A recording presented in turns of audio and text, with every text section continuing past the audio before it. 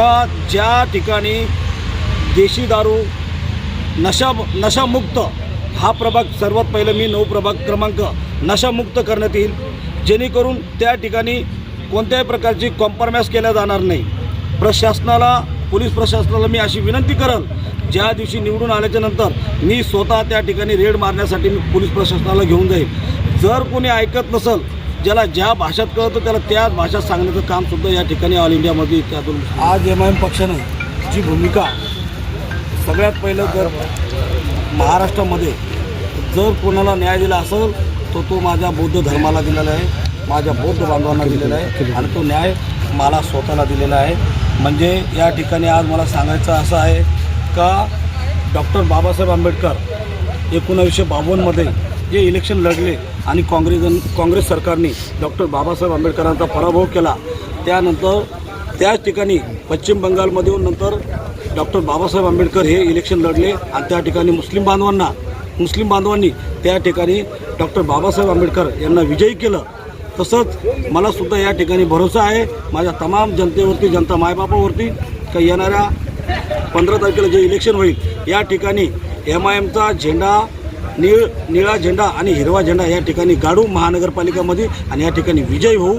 या ठिकाणी मी एकटा विजय नाही तर या ठिकाणी आमच्या प्रभागामधले 4ही उमेदवार या ठिकाणी विजय करण्यात येईल। तुम्ही म्हणताय की फक्त बौद्ध बांधवांचाच हे केलेलं आहे, पण अशी चर्चा लोक की मराठा समाजासाठी पण भरपूर काही इम्तियाज मराठा समाजासाठी जे आदर्श बँक आहे, 65,000 ठेवीदार जे आहे, आजपर्यंत कोणत्याच समाजाच्या खासदार, आमदार या ठिकाणी मिनिस्टर अत्यंत जवळजवळ औरंगाबाद शहरामध्ये 3-4 मिनिस्टर आहे, कोणत्याही मिनिस्टरनं जे काम केलं नाही ते काम फक्त खासदार इम्तियाज अली साहेबांनी केलं। 65,000 ठेवीदार जेणेकरून 200 ते 300 कोटी रुपये जे आदर्श बँक घोटाळ्यामध्ये जो मानकापे नावाचा एक व्यक्ती होता, त्या व्यक्तीनं जे घेऊन पळाला त्यामध्ये फक्त मोजून 4 ते 5 हे मुस्लिम समाजाचे बांधव होते, बाकी संपूर्ण हे हिंदू बांधव होते। त्या हिंदू बांधवांच्या खांद्याला खांदा देऊन त्यांचे पैसे परत करण्याचं काम फक्त खासदार इम्तियाज अली साहेबांनी हे औरंगाबाद शहरामध्ये केलं आणि 2 जातीमधला जे तिढावा निर्माण करण्याचं जे काम जातीवादी लोक, जातीवादी सरकार करत होते त्याला कुठंतरी थांबवलं आणि त्या ठिकाणी आज मराठा बांधव नव्हे तर संपूर्ण जाती धर्माचे लोक फक्त खासदार इम्तियाज अली साहेबांचं नाव घेतात।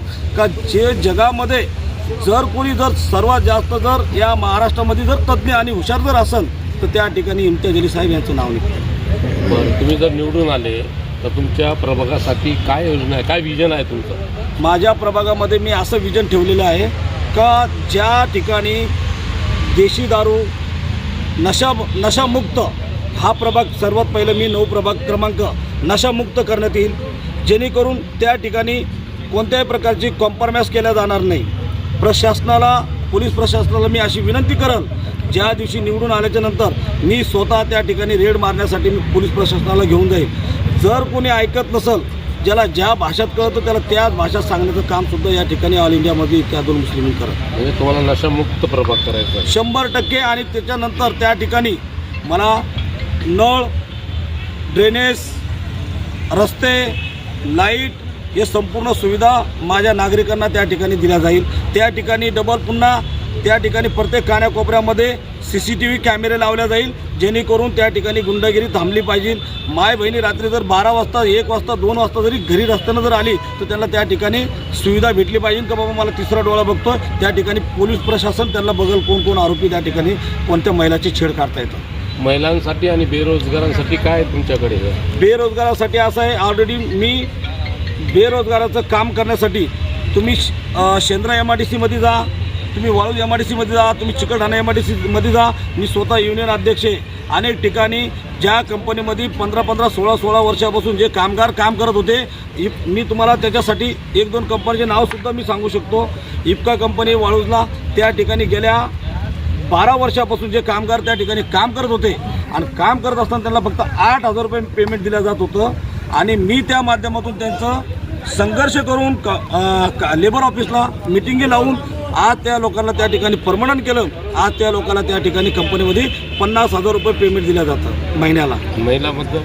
महिलासाठी आज ऑलरेडी दारुसलामवर सुद्धा आम्ही कामगार किटचं वाटप जवळजवळ 4 ते 5 कोटीचे भांडे त्या ठिकाणी वाटलेले आहे आणि कोणत्याही प्रकारचं त्या ठिकाणी कोणत्याही महिलाकडून, कोणत्याही बहिणीकडून, कोणत्या भावाकडून कोणत्याही प्रकारचं त्या ठिकाणी 1 रुपयासुद्धा घेतला नाही. महिलांना प्रत्येक सुविधा त्या ठिकाणी दिलेली आहे. प्रत्येक कॉलेजचा जो विद्यार्थी असेल त्यांची स्कॉलरशिपसुद्धा त्या ठिकाणी भरण्यात आलेली आहे, भरून घेण्यात आलेली आहे. मेडिकल सर्टिफिकेट जर कोणता एखादी महिला त्याच्यामध्ये एक मेडिकल क्लेम केला जातो. जर एखाद्या महिलाचा जर पती वारला तर त्याला त्याच्यामधून त्याच्या घरच्याला जे 2 लाख रुपये 3 लाख रुपये जे कामगाराच्या किटमधून जे भेटले जाते ते त्याच्या घरच्याला पोहोच दिले जाते. आणि याच्या माध्यमातून मी पुन्हा अजून बेरोजगारांना रोजगार उपलब्ध करून देईल, महिलांना सुद्धा बेरोजगार उपलब्ध करून देईल.